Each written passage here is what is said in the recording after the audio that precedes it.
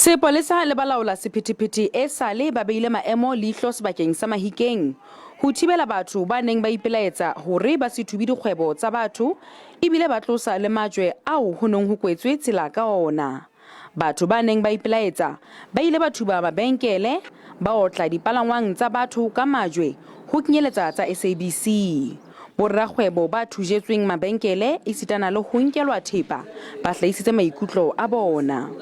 Tseba di dolang Dikago mega city ka go le Bop Flats aba e go ba go lola go ha ile go sentse go fisiwa go ire a go ire go they are not condoning go fisiwa. Is looting our shop the last in the morning time and take it our everything. Baahi ba bang ba Mahikeng ba ile ba kgalema ba neng ba thuba mabenkele mme ba bang bona ba e tshwara ka bohaleng ka ho ba tshosa ka diphafa. Baahi bana le bona ba hlahisitse maikutlo a bona.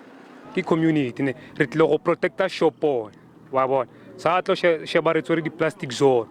Sepolesa se tshwere batho ba babedi ba o hudumelwang e le bona bahlophisi ba boipelaetso bona.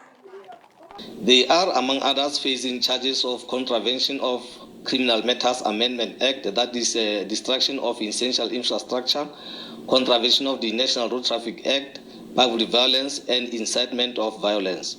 Ba belelwa ba lebelletswe ho hlahella lekgotleng la dinyewe la magistrata wa Mmabatho ka Laboraro.